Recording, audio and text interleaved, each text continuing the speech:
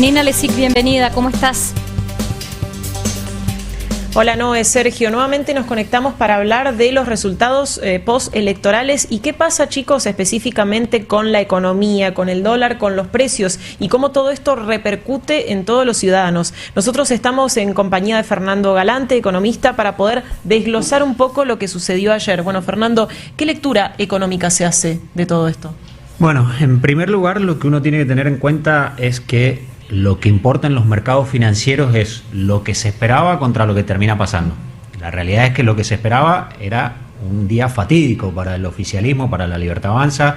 Inclusive habían analistas que planteaban el escenario en qué pasaba si el peronismo, el kirchnerismo sacaba 40% y más de 10 puntos de diferencia con la Libertad Avanza. Terminó pasando todo lo contrario, o sea, fue una diferencia totalmente opuesta a lo que esperaba el mercado. Entonces, eso obviamente lo que te lleva es que haya un reacomodamiento de los precios muy fuerte, y es lo que estamos viendo hoy en el mercado, con acciones subiendo 40, 50% en Wall Street, 30% en las energéticas, 20, 25% de los bonos en dólares, y donde el tipo de cambio, el dólar, después de haber sido uno de los activos más buscados como refugio en los últimos días, ahora tiene una corrección en el orden del 10%. Entonces, claramente lo que vemos es un resultado que el mercado no esperaba, porque si lo hubiera esperado, hubiera obrado en consecuencia, hubieran estado los precios ubicados en esos niveles. Lo sorprendió, claramente lo sorprendió, y esto le gusta aparte a los mercados internacionales. Todos sabemos que Estados Unidos estaba apostando fuerte, digamos, por la Libertad Avanza y por el oficialismo, y también así los fondos, con la visita que tuvimos la semana pasada del JP Morgan, probablemente uno de los fondos más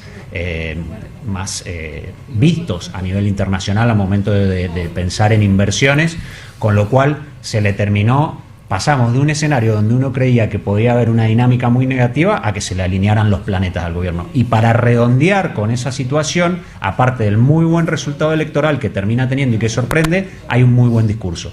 Porque el mercado también iba a estar mirando mucho el discurso, donde inclusive había temor, donde se decía, si le va muy bien, que no vaya a redoblar la apuesta, que no vaya a ir de vuelta al choque, etcétera, y todo lo contrario. El gobierno fue con un discurso conciliador, fue con un discurso de acercarse y fue con un discurso de empezar a pensar en las reformas, famosas reformas de segunda generación que siempre menciona Milei, en las cuales tienen que pasar sí o sí por el Congreso, y por más que le fue muy bien, sigue necesitando los votos de las terceras fuerzas para lograr aprobar esos proyectos de ley, con lo cual, por ahora, todas buenas noticias, digamos, para el mercado y para el gobierno en ese sentido. Ahora, Fernando, lo estamos viendo, por supuesto, en la baja del dólar, que fue importante, los precios estabilizados, por lo menos así lo pudimos observar, no se han modificado. ¿Qué viene ahora para la gente? ¿Cómo la gente puede percibir esta estabilidad? Mira, yo creo que el primer fenómeno importante que vamos a ver es salir de la tensión. Lo primero que tenemos que tener en cuenta, estuvimos viviendo en una ficción, una demencia total, digamos, un poco por lo que nos quisieron vender y un poco por lo que compramos, que era este escenario de que hoy podría ser el fin del mundo. Bueno, el fin del mundo no vino. Todo estaba parado en la Argentina. Decisiones de consumo, decisiones de inversión, decisiones de lo que se te ocurra. El nivel de incertidumbre era tan alto que se paró todo. Eso empieza a correr de nuevo. La gente empieza a reflotar sus proyecciones, empieza a reflotar que la vida sigue, empieza a reflotar que los proyectos siguen, con lo cual eso va a ayudar a que la economía que se había parado al 100% vuelva de a poquito a rodar y volvamos a entrar en la dinámica donde a principio de año veníamos teniendo ya una recuperación de la actividad. Eso va a volver seguramente. Por otro lado, lo otro que hay que tener en cuenta son las tasas de interés. La suba violenta que tuvimos de las tasas de interés, que se entiende por una estrategia del gobierno para controlar el tipo de cambio como estrategia electoral, ya no tiene sentido.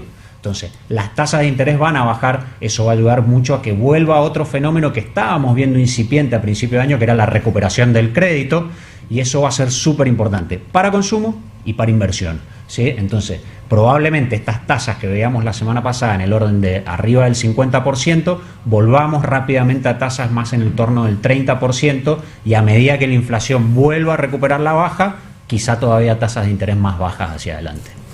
Chicos, está por supuesto Fernando escuchándolos, atentos a algunas consultas que puedan surgir en el marco, bueno, de los resultados postelectorales y cómo influyen en la economía. Me parece muy interesante, Fernando, ¿cómo estás? Noelia de este lado, junto con Sergio. Me parece muy interesante lo que marcás desde el punto de vista discursivo en relación al presidente Javier Milei, porque creo que había cierto deseo por parte de muchos en la población de que ese discurso se moderase un poco y que hubiera una apertura, digamos, a negociar con otros referentes políticos para poder hacer esto, ¿no? Alianzas, que en definitiva parece que funcionó. Sí, claramente, el gobierno ya lo había entendido al parecer el mensaje, porque en las últimas, en la antesala de las elecciones ya venía dando esas señales. El hecho de volver a hacer que lo que era Secretaría del Interior volviera a tomar carácter de ministerio, que el ministro Catalano saliera a las provincias a hacer esos acuerdos, que Franco volviera a tener ese rol protagónico haciendo los acuerdos, empezar a dar señales de liberar fondos a las provincias, etcétera. El mismo presupuesto que se termina enviando al Congreso, que va a ser tratado ahora y donde el gobierno ya dio señales de que tiene la posibilidad de negociar ese presupuesto y que apunta a tener un menor superávit fiscal porque pues entiende que le va a tener que liberar recursos a las provincias. Son todas señales en el buen camino y eso es muy promisorio, obviamente, de cara a los próximos 2 años. Obviamente, una cosa son los dichos, otra cosa son los hechos. Claro. El mercado va a ir esperando, ir viendo si realmente eso se termina cumpliendo, si hay ese afán de negociar y cómo se va dando esa relación para que los proyectos de ley finalmente terminen siendo aprobados, ¿no? Fernando, te quiero preguntar el tema de la relación con los Estados Unidos. ¿Cuánto influye el apoyo del presidente norteamericano? Todo lo que se habló la semana pasada, el swap de 20.000 millones, otros 20.000 millones también que está dispuesto a enviar los Estados Unidos. ¿Cuánto repercute todo ese panorama internacional para la victoria de Milei y calmar el mercado?